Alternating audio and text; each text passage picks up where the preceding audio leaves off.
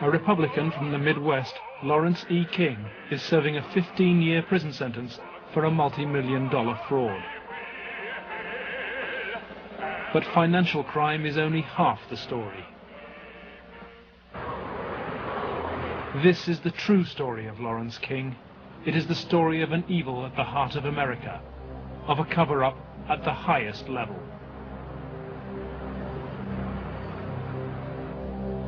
One man is attempting to uncover the full story. John DeCamp is among the most highly decorated Vietnam veterans.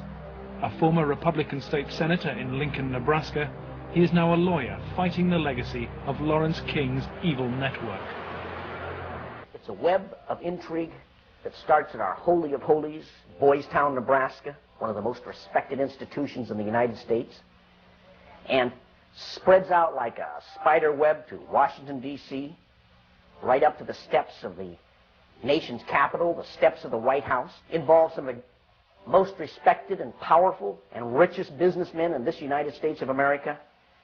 And the centerpiece of the entire web is the use of children for sex and drug dealing and drug couriers, the compromising of politicians, the compromising of businessmen, but worst of all, the corruption of key institutions of government that have the duty and responsibility to make sure these things never happen. World-famed Boys Town is in the news again. Made famous by an Oscar-winning film, Boys Town, Nebraska is America's favorite children's charity. It was founded in 1917 by Father Edward Flanagan. The spectacle in our social life is the neglected, unwanted, and unloved boy who has become a serious problem in our society. Boys Town was started to be a home for orphans.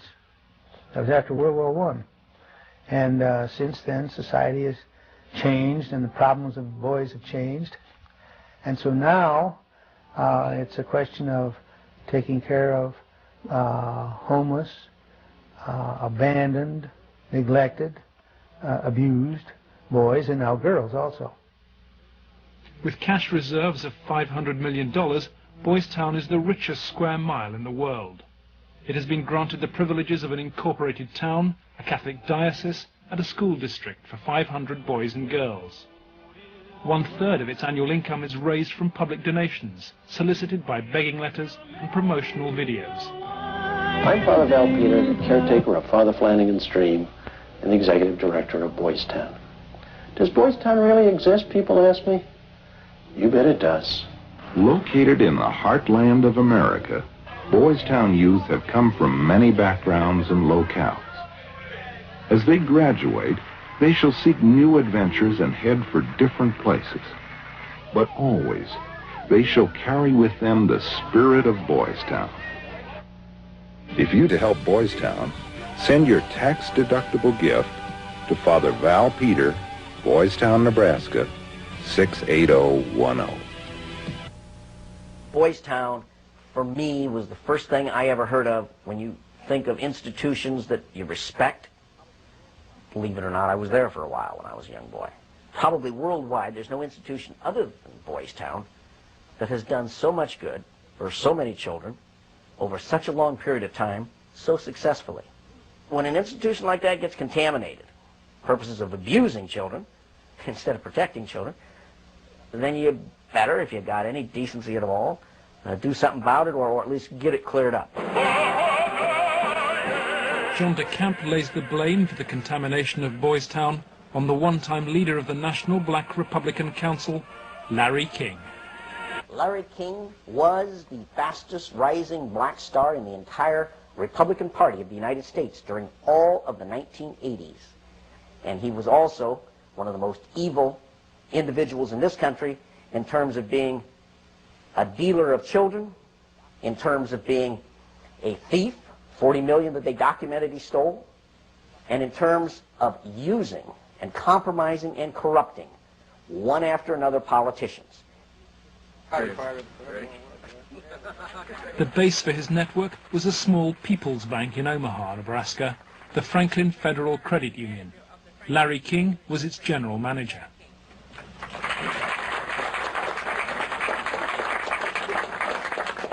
Thank you. This is especially an exciting day for me. Mr. King was a very charismatic person. When he came to the credit union, he was brought in because the credit union was actually failing.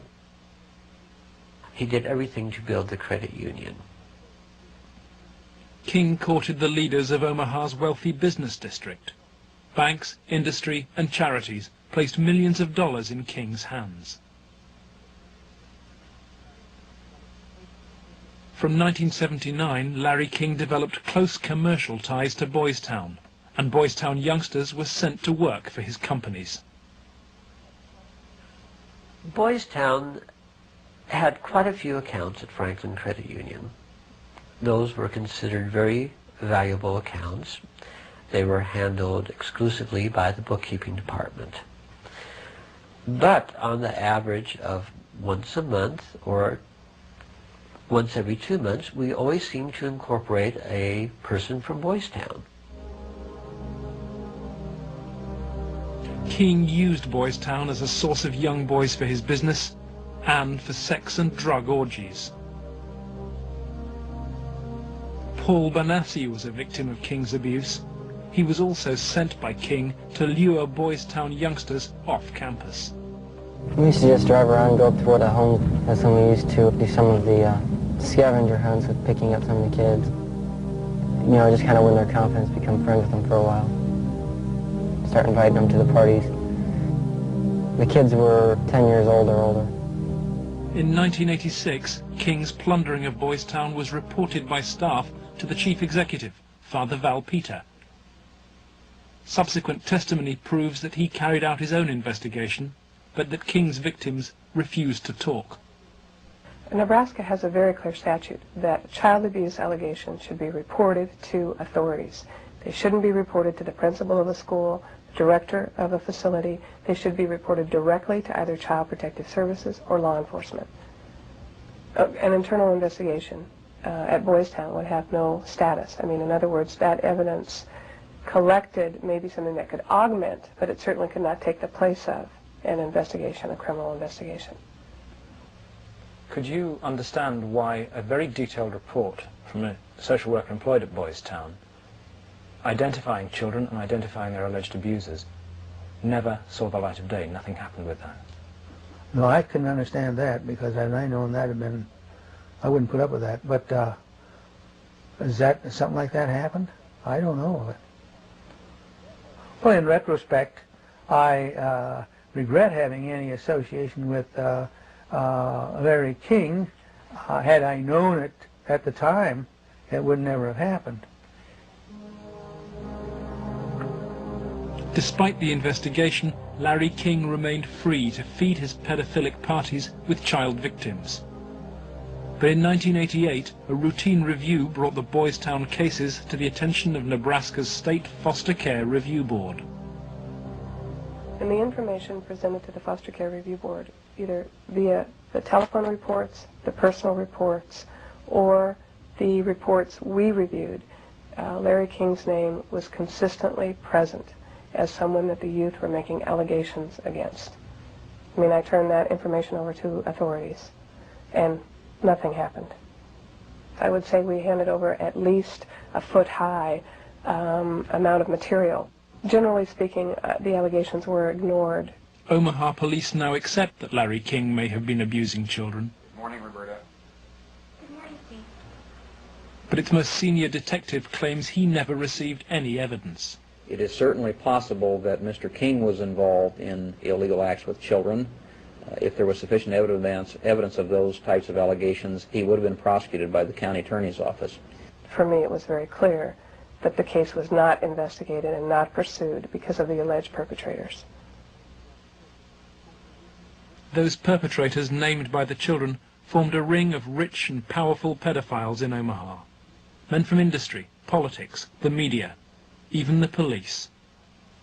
Besides Larry King, ringleaders were department store billionaire Alan Baer,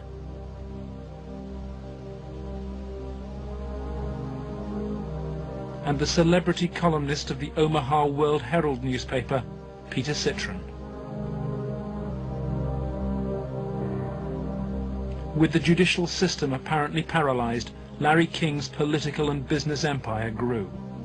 He courted the Republican Party nationally and plundered Franklin's accounts to finance a luxury lifestyle of limousines, private planes and palatial homes, 3 in Omaha and 1 in Washington, D.C. Franklin's records show he spent $10 million on jewelry, flowers and private planes. And his lavish spending bought him a charmed life. Larry King was constantly heralded, cheered, applauded in the news media as the great businessman that's helping the poor people, the black community of Omaha. But King's extravagance attracted the attention of the Internal Revenue Service. As a result, on April the 11th, 1988, the Franklin Credit Union was raided and closed by the FBI. King was arrested, and a federal investigation showed he'd stolen $40 million from Franklin. But the FBI's inquiries were secret, and evidence of King's sex ring was quickly covered up. In November 1988, Nebraska's state government set up a parallel investigation into the Franklin financial collapse. A legislative committee was formed. Its chairman was the Republican head of Nebraska's banking committee, corn farmer and state senator Lawrence Schmidt.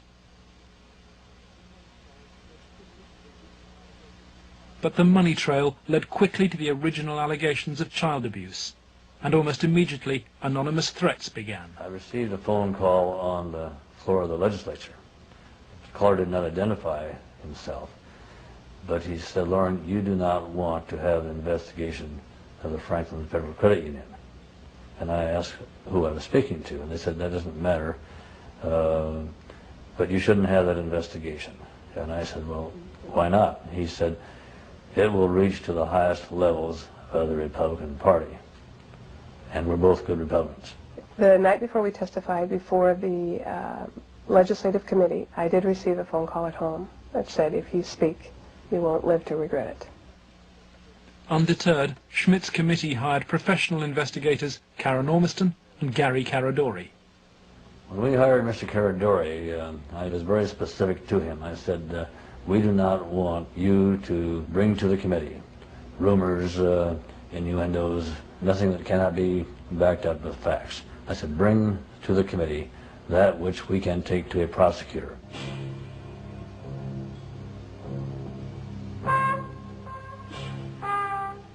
On the streets of Omaha, Gary Caradori and Karen Ormiston found new victims of King's paedophile network.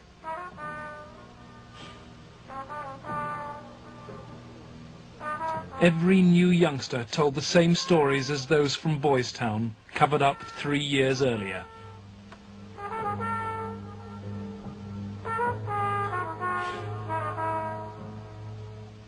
They were telling us about prominent people in Omaha and elsewhere that were abusing children at parties.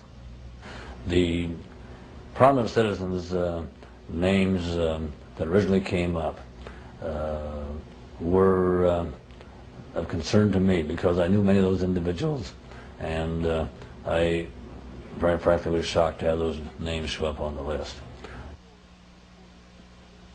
Ormiston and Caradori recorded their new witnesses on videotape. A victim of abuse since he was 8, Paul Benassi was present at many of Larry King's sex parties. Who are some of these people that would come to these parties? Larry King, Peter Citron once in a while. He didn't seem like he was a like-minded people. Media personality Peter Citron procured some of his victims from Boys Town. The kids he liked were mainly around the age of probably about 8 and 13. It was mainly fondling and oral sex with them. He did have some anal sex, but he usually did that with the older kids. But Citron's abuse of Paul Benassi involved ever more sadistic parties. He and those guys tied me up and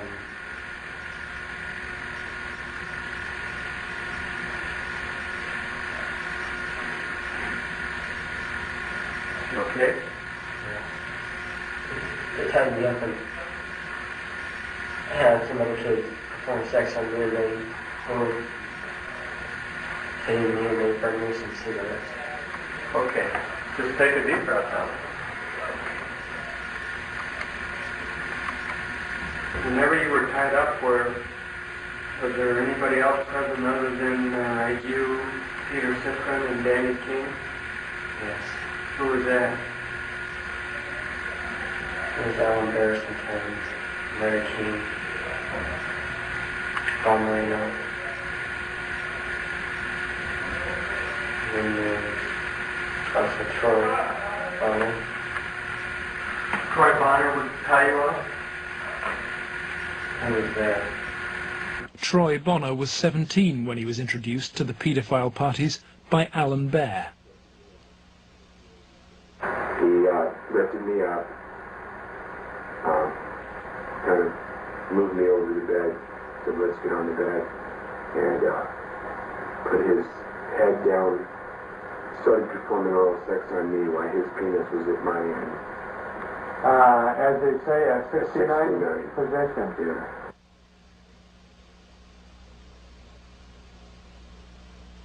Alan Bear was a sick fuck. Didn't care, wanted sex, nasty, I don't even know if you can call it sex, and take it any way he can get it, pay for it, he liked to, but if he had to take it by force, he would.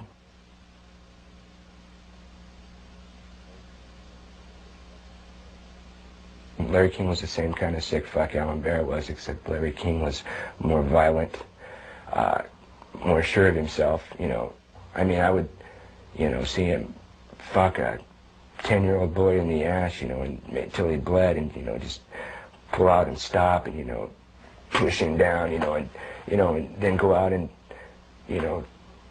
meet with decent people. King would also provide underage girls for abuse. Alicia Rowan was 15 when she attended her first party. I met some guys there that were from Boys Town, and it was at that party that I met Larry King. At the time that I met Larry King, I did not know that he was Larry King. I had met him. It was the first time I'd ever met him. Alan Bear and Larry King frequently hosted the child sex parties in penthouse apartments at the Twin Towers luxury block. A lot of it was me handcuffed with my hands behind my head and my feet tied, and doing different things. What do you mean? Sometimes there'd be a guy straddling over my face. Okay. Most of the time, Larry King took pictures quite a bit during that time. I know it's difficult. I don't know. Okay. And I think I could have said no. Okay. But I don't know. Okay. And Alicia, you're a victim. And with a young age, let's go off camera for a minute. We were appalled. It was incredible. It's incredible what these kids went through, I think. I was shocked when I walked in. There was a kid, I would say about 15 years old, out in the middle of the room. One guy was standing in front of him. He was bent over, and the other guy was like reaching under him, playing with his nipples, while a guy whom Jeff told me was a police officer shoving beads up his rectum. The police officer was shoving beads up his rectum? Yes. Everything, I mean, from just, touching to, fruit, squash, huge squash, that big around, stuck into your ass, heat things, hot things, poked at you and stuck in you, I got those scars on my arm one night at a party where Larry King was, and he had brought somebody, I don't clearly remember who it was, wanted to see how strong a men we were or something, you know, and have us push our arms together. And you push your arms together. King has these same scars. And you push them tight together, and then you light cigarettes, and as soon as you get burning, you just drop them down between your arms and, you know, let it burn. You know, and they made us stand there naked and touch each other by holding our arms together and burn cigarettes. You know, it's on film someplace. I mean, they filmed it, burning, you know. And those of us that didn't like to be involved and didn't want to be involved were threatened. And who would do these threatening remarks? Larry King. Do you think Larry King personally did? I mean, I think he did. And when they threatened, you know, that I can go find somebody that will kill you, and it will kill your family, he didn't tell anybody. Larry King was also here. He came in and we drank and did cocaine. I didn't do much, and he turned me on to it. Larry King did. He didn't like me because, you know, I would get high on drugs, you know, and I would question him about, you know, how can you do that? I mean, once I asked him, you know, he wanted me to shit on him, urinate on him, you know, and I did, but gladly. You know, I mean, you know, I even said to him, you know, you stupid fucker. You know, I mean, I just sit in here paying me money. How can you get into that, you know? And I got, you know, beat up by it. I came home here a lot of times beat to shit from, you know, misspeaking my tongue, so to speak, and, you know, just telling them how I felt sometimes. Drugs was a strong part of how they got control of some of the kids, because that's what some of the kids were there to get. They would do the sexual acts and then be provided with cocaine or whatever type of drug they wanted. Heroin, you know, I don't know, but that was my drug of choice, you know. Till this day, I remain an addict, you know. Larry King was, I would say, the center of transporting the children around the country. The airplanes were usually in his name, at least in his name. They were paid for by Larry King. We met them in Pasadena. Met who in Pasadena? We met, Larry King was there. There was 3 boys that I had seen at one of the receptions at the Country Cafe were there. And I'm almost positive they were Boys Town boys. Almost positive. They were there. You mean graduates of Boys Town or present? I think they were present because they were young. Well, how would they get away for a long period of time? I have no idea. Okay. Boys Town came up frequently during the investigation, but we found it very difficult to get information about Boys Town. I was not able to find any information on my visit there, and Mr. Caradori could not get information either.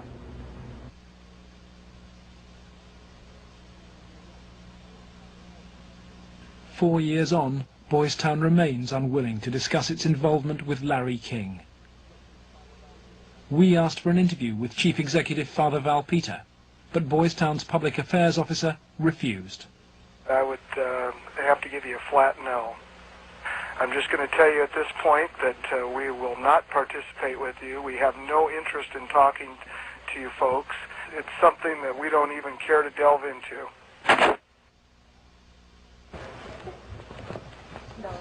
Hi. Hi, is Father Val Peter available, please? You can check in his office. It's the first one on the... Thank you very much. We're here because we have to give Father Val Peter and Boys Town every opportunity to talk to us about the very serious allegations. Turn the recorder off. Please step outside. Why is it that Boys Town is unwilling to discuss your relationship with Larry King? We don't have a relationship with Larry. I'm afraid papers that we possess show that Boys Town had a relationship with Larry King. I just suggest you be very careful about what you report. Excuse me? Unless you leave. By the spring of 1989, so serious were the child abuse allegations before the Franklin Committee that its chairman, Lawrence Schmidt, sought the advice of his lawyer, John DeCamp.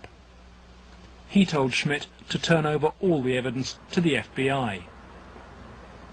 Immediately, the videotape testimony was leaked to a hostile media. The media immediately started discrediting the witnesses. They were, the witnesses came across in the media, in the Omaha World Herald, especially, as the criminals. The last 3 victim witnesses were demolished by the press, particularly the Omaha World Herald. The paper never looked for information that would support any of the allegations. The whole purpose of the stories was to destroy any credibility that these youth may have. I've heard that people said that Gary Caradori coached me and that he told me what to say, but the fact was I didn't meet Gary Caradori until way after I'd already talked to the Omaha police about the abuse and had named all the same people. And they didn't ask me very much about Larry King or even Alan Bear at all. They treated the allegations that I made about the people who abused me almost like a joke. The information did not come our way. It was given, as I said, to the FBI and Nebraska State Patrol. They conducted their own investigations of the information. The stories were of such significance that the investigators first wanted to prove the accuracy of the stories. As they set about the investigation of the 3, initially 3 and then a 4th person who were telling the stories, as the investigation developed, it became obvious to the investigators that the information was not accurate, that in fact it was an entire conspiracy of allegations, none of which had any truth to them. I was very disappointed with the way the FBI and law enforcement treated the victims. They, in fact, turned them into the offenders, so to speak.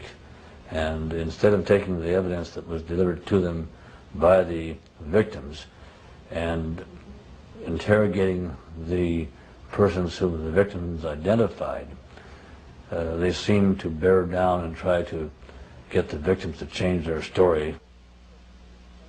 Troy Bonner was brought in for questioning by the FBI.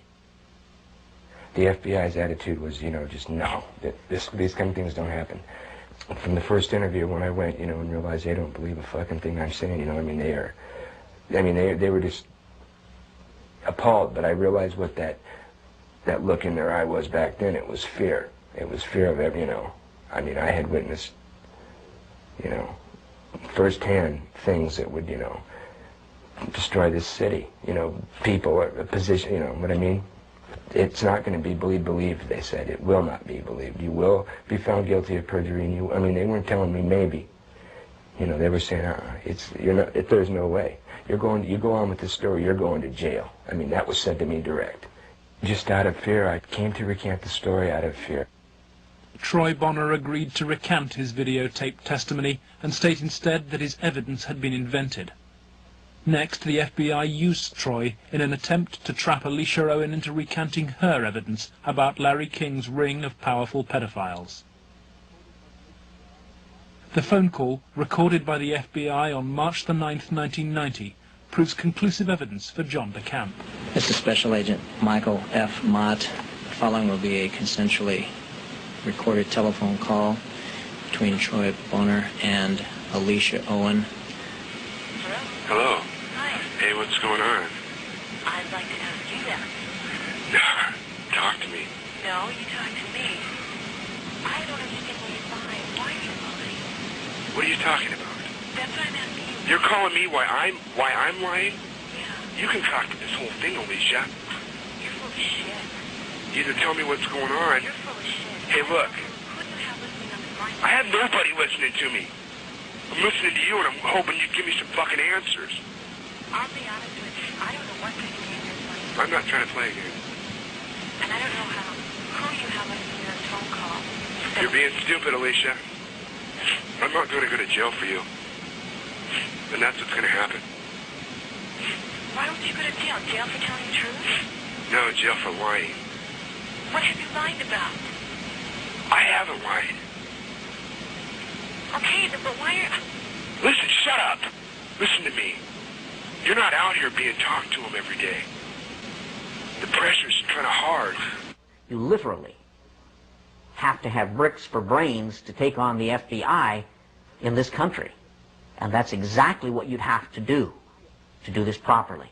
They now, in my opinion, in my investigation, are the architects of the cover-up. We asked the FBI for an interview about its investigation of the Franklin scandal. Larry Holmquist with the FBI here. We feel it would be inappropriate for us to comment. We work this with the Omaha Police Department, and we just don't feel it would be appropriate for us to make comments.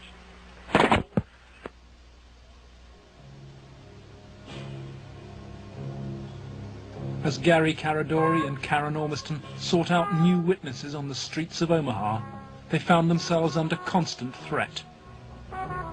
Gary was threatened several times. His vehicles were tampered with.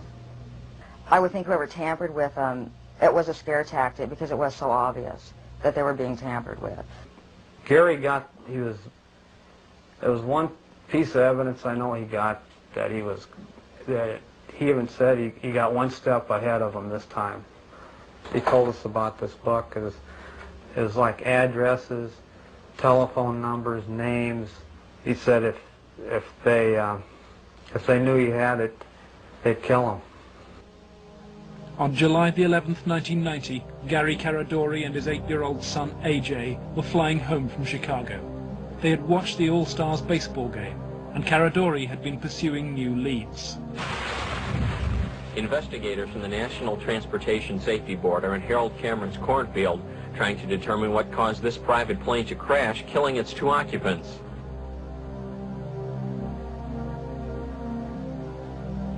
The bodies of Gary Caradori and 8-year-old AJ were found in the wreckage. National Transportation Safety Board investigators say wreckage from the crash is apparently strewn over a 3/4 to 1 mile long stretch in this field. The fact that the wreckage is scattered over a large area certainly demonstrates that it did break up in flight. The exact mechanism of breakup yet is still unknown. The federal investigation was never able to discover what tore the plane apart.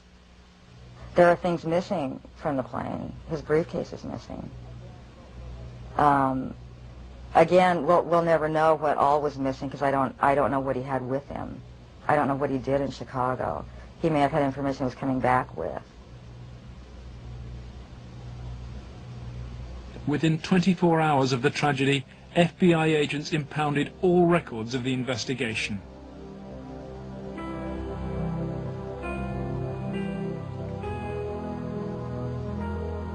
Gary's widow Sandy is still unable to come to terms with her loss.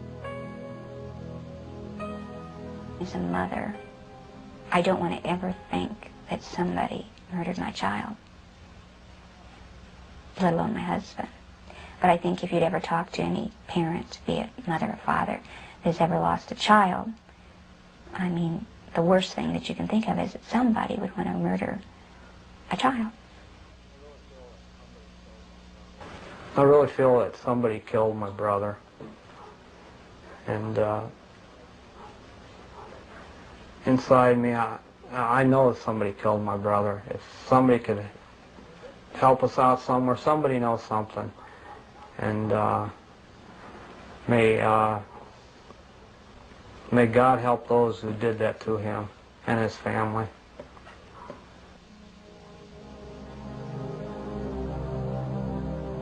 Gary Caradori's death pricked Troy Bonner's conscience. He promised Sandy that he would recant his recantation and tell the truth. I set the record straight. I was, going to do it. And would, the truth would come out, and somebody would be held accountable for his death. And then at the funeral I had seen, FBI guys, and they looked at me. I was supposed to meet Senator Labetz and Schmidt for lunch after the funeral. And, that's when I decided, I told my mom, we're not going to do the lunch. We're going to hightail it out of Lincoln now.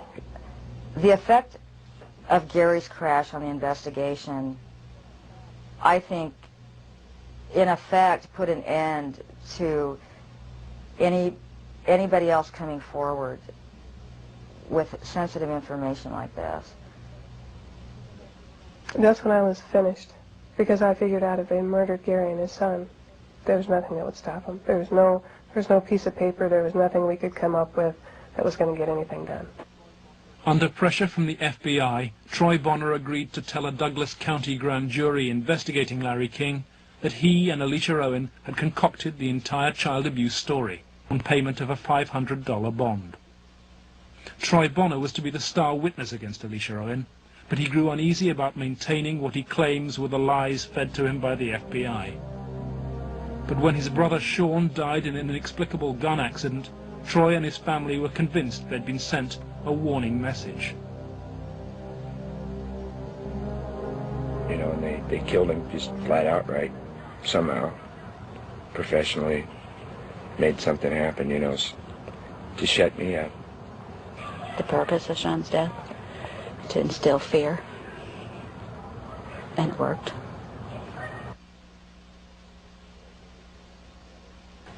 Do I feel guilty about my brother? Yes, I do. That's where all this is coming from. This is where the energy, that's where the energy is coming from, that I'm getting to do this. It's for him, because, I mean, it should have been me there instead of him. Really. I mean, I'm not trying to make anybody feel bad, but I mean, he was brilliant and you know, innocent. You know, it should have been me. I mean, he had so much to give. I've taken so much. You know, it should have been the other way around. I can explain to you what it feels like to lose a child. But when you see the pain your kids have because of that, it's much worse. I can't do anything for him. I can't take that pain away for him.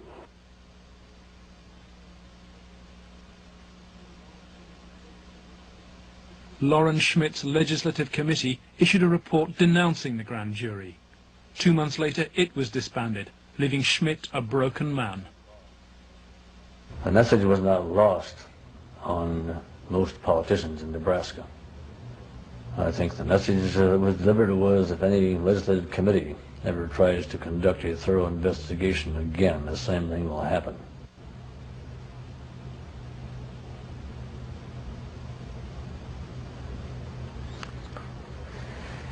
It has shaken my faith in the institutions of government.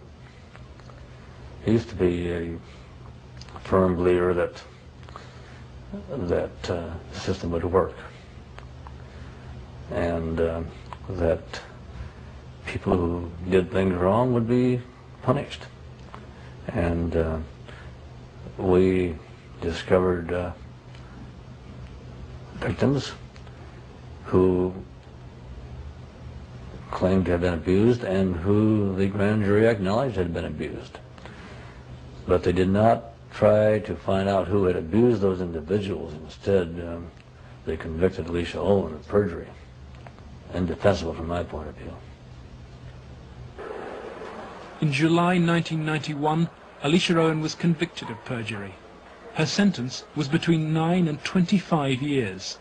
I can't find a case in the history of this country where some kid got sentenced to 25 or 30 years in prison for something like this. If you were going to pick a what I call a tell sign, something that says something fishy about the whole thing, it was in the sentencing itself. For some reason, they had to send a signal to every kid who was a potential witness. My opinion again. A signal so loud and clear, if you dare to come forward, if you dare to talk, watch what happens.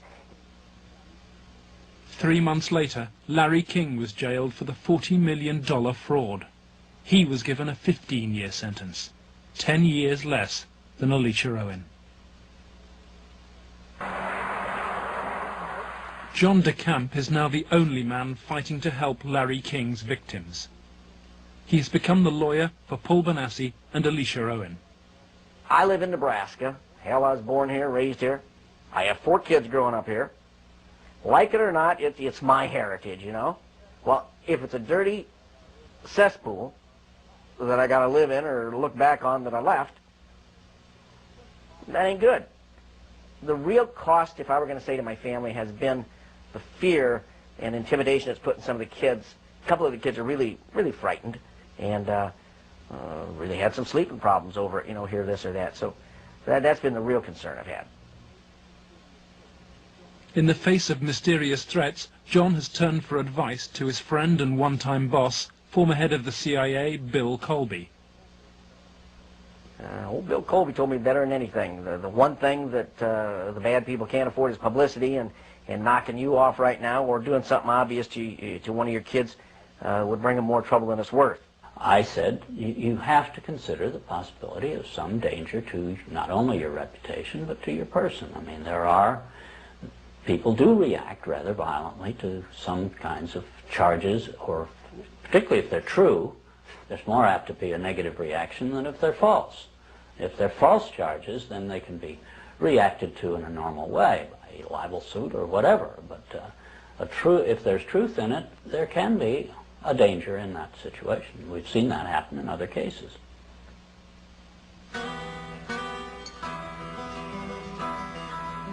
John DeCamp has arranged to meet Troy Bonner, the young man he sees as the key to the cover-up. He's in great danger. The reason is he carries the secret, so to speak. He served his purpose for the FBI and others by committing the lies that put the seal on the cover-up. His greatest safety probably lies in doing exactly what he knows he should do, that is exposing the whole thing, taking one final last chance and telling the truth. My fears are that, I'm not going to be believed again. It's just, going to be a whole other kind of exploitation like it was last time. And afraid that that's going to happen, or, I might end up dead, or a loved one might end up dead again.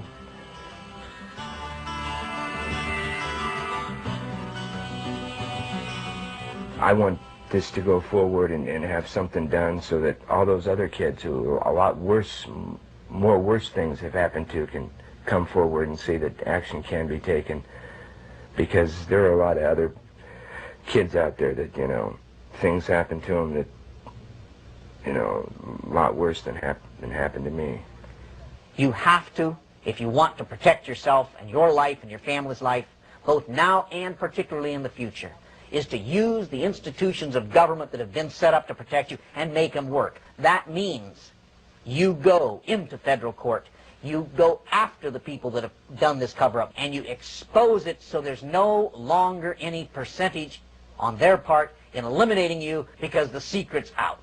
That's why we're here today, to let it out. I have no doubt that he's now telling the truth, number one, and number two, that he originally told the truth. Potentially, they could decide to charge him with perjury, because now he is telling that they forced me to lie. I did lie at Alicia's trial. I did lie before the grand jury. I did it because the authorities were forcing me to do it, and I was scared for my family. My brother had been killed when I tried to back out the one time. Potentially, they could charge him with perjury this time. Alicia Owen is out of prison and on bail, while DeCamp appeals against her perjury conviction. As he prepares for a court hearing, new evidence of the cover-up emerges, and once again it involves Troy Bonner's evidence. The tapes that were shown to the grand jury had been edited. Everything that matched Troy's statement Was shown. that matched mine 'Cause I know it's was raised. edited out. And I think maybe one of the things we want to do is show the judge specifically where these, little 5-minute segments of, look, this tape says this, and then show him it isn't in this tape, and this is the tape the grand jury saw. I'm going to attempt to get these tapes, and we'll see what happens next. But to obtain the evidence, DeCamp must approach some of the very officials he believes were involved in the cover-up, the county attorney's office which ran the grand jury. In the good old Alicia Owen case, 127-194, I'm trying to get the evidence, the tapes and the transcripts of Troy and Danny, Troy Bonner. It might be downstairs. We'll get that up here once. Yeah. I think there's 2 tapes. There should be, as I understand, and the transcript of them. But if I could get them, I could start reviewing them and figure out maybe a little bit on what's happening on some things. It's up at the county attorneys. They have all the bills up there. Robert. Let me guess. Robert Siegler has them.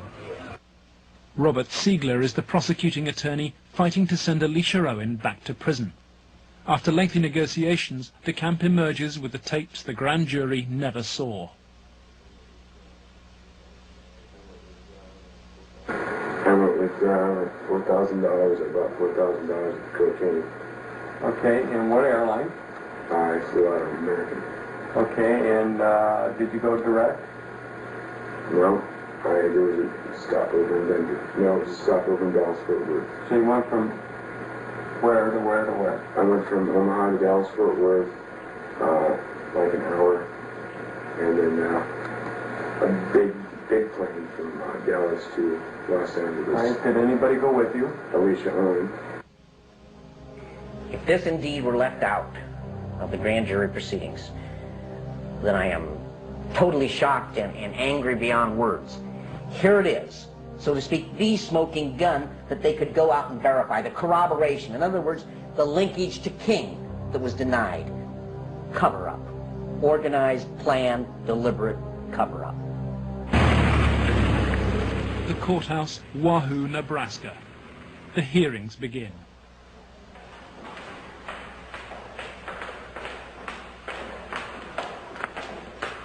Alicia Owen is ready to testify. So too is Paul Bonassi.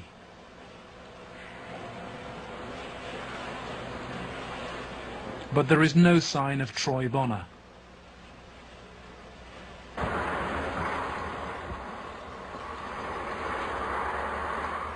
DeCamp discovers that Robert Siegler has sent the young man a threatening subpoena.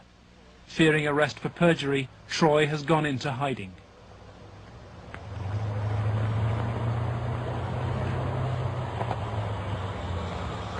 Let's try and subpoena him with those guys. Is Troy okay? Yeah, he's okay. They're just not going to have him testify until after he does. Okay, Troy's not here. Where's Alicia? No. She's there. In court, DeCamp successfully pleads for another adjournment. The county attorney's office begins to search for Troy Bonner, but Robert Siegler won't say why. I'll ask you whether you're about to charge Troy Bonner with perjury. Oh, no. Why no comment, Mr. Siegler? You're a public official, aren't you? Mr. Siegler, is it true you are about to charge Troy Bonner with perjury? No comment. Mr. Siegler, if you do not charge Troy Bonner with perjury, does that mean you accept what he's saying is true? No comment. Why not try to have Troy Bonner summoned to this hearing, Mr. Siegler? No comment. Why no comment, Mr. Siegler? No comment. Every victim witness who stepped forward in any way, or even was a potential witness that somebody heard about, has either been killed, put in jail under some theory or other, terrified or run out of the state, discredited. Every perpetrator, even the convicted ones, have been treated as conquering heroes.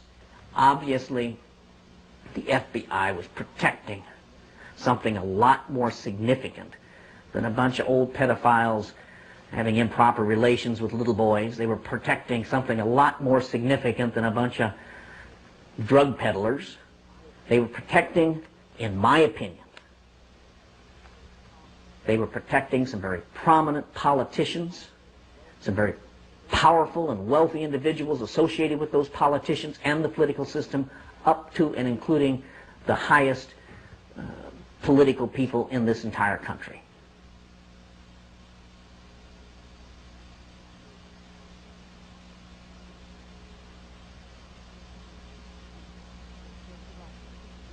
In search of answers, John DeCamp goes to Washington to investigate Larry King's powerful connections in the nation's capital. Paul Bonassi has come too. Larry King threw child sex parties at his $5,000 a month Washington house. Paul Bonassi was one of the victims.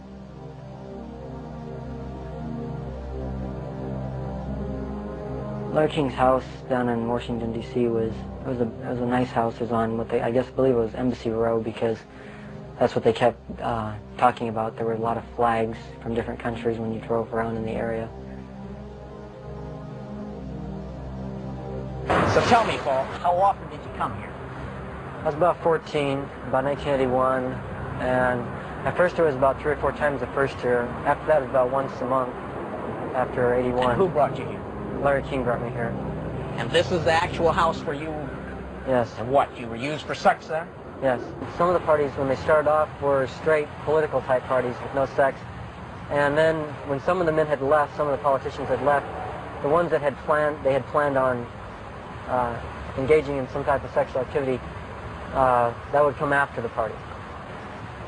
Some of the kids would be held downstairs in some of the rooms where if they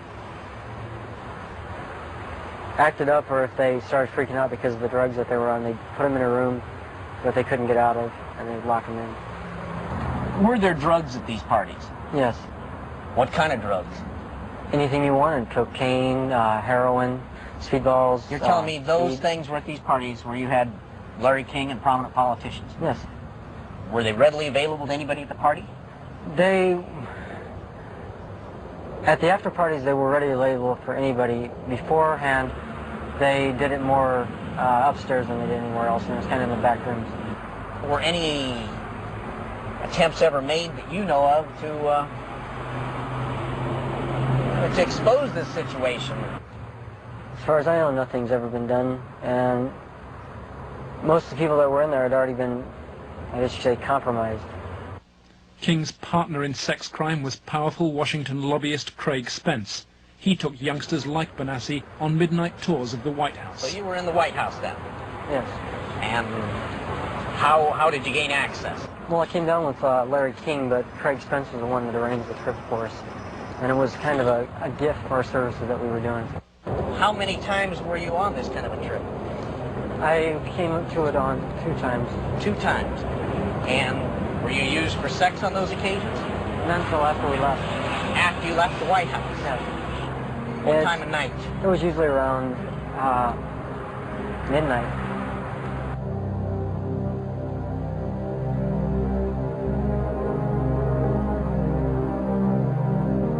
For me, it was just kind of weird being in the White House at that time of the night, getting to go into places that the guy was telling us that nobody gets to go to. I mean, I seen rooms in there that I'd never even heard about. Craig Spence and Larry King had a couple of groups. One was called Bodies by God, and they had the Cowboys, and there was another group that was started by Larry King, which was called the Golden Boys, which was kids that were usually under the age of approximately 10. On the trail of Craig Spence, DeCamp finds the investigative reporter who exposed Spence's callboy network, Paul Rodriguez of the Washington Times. We had uncovered a series of allegations from some minors, and that led me to a callboy operation here in Washington. It sure fits with, this boy Paul Benassi. And he tells a tale of being brought to the White House on occasion, kind of as a reward for the kid. Craig Spence's dad, he committed suicide. He had advanced stages of AIDS. He was an AIDS carrier, and he killed himself. This was the thing that always bothered me. They claimed it was the largest male prostitution ring in the city that they've ever had uncovered. It was $1 million a year minimum. Yeah. And yet they only prosecuted the operator, Henry Vinson, and 3 of his lieutenants, as it were. Mm-hmm. They never went after any of the Johns or the clients. This operation, which was, again, quite large, claimed to have clients that ran from the White House to the Capitol Hill to the State House to the churches, within the media. And that's precisely what Paul describes as the people he was with. And a lot of the stuff led there, but we couldn't quite nail it at all cases because, again, to accuse someone of high stature, you've got to be very careful. I understand. We were able to do it through the mother lode, which provided us credit card receipts and canceled checks, and then lists of the clients. The prosecutors knew all this stuff. There was approximately 20,000 pieces of 20,000 documents that they had. They sealed the entire record when they found out I was accessing it. They required consent agreements from all the lawyers, all the clients, all the relatives of all the clients, all the hookers, including the clients themselves. Which means you can never gain access. They sealed them by court order. And we've attempted on several occasions to unseal that, and we've been told it will be cold day in hell before those records ever get unsealed. And it makes me wonder what's in those records. Yeah. The Attorney General is now involved. Bill Colby has passed DeCamp's evidence to a senior lawyer in the Justice Department.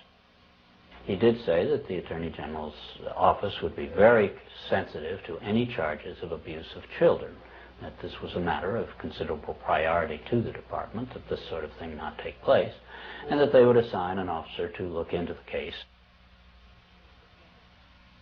For John DeCamp, the story of Larry King's corrupt empire holds a dire warning for America. If you can control about 3 or 4 key elements, you can totally own a state. You can make right wrong. You can make truth falsehood, falsehood truth.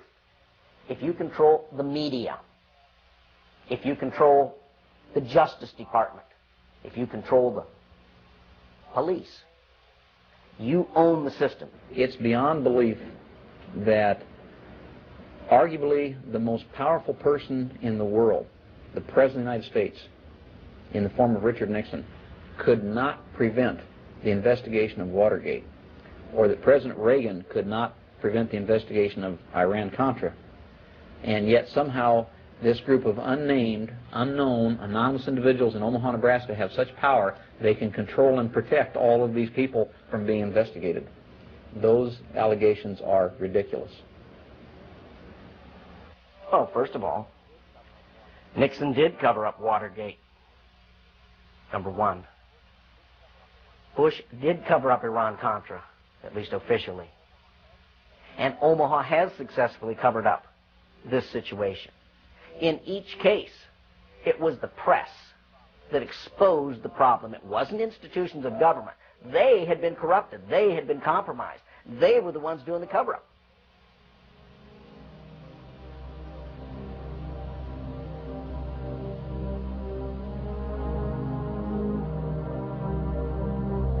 The Justice Department, acting through FBI and the U.S. Attorney's Office in Omaha, emerges from the record of the Franklin investigation, not so much as a party to the cover-up, but as its coordinator.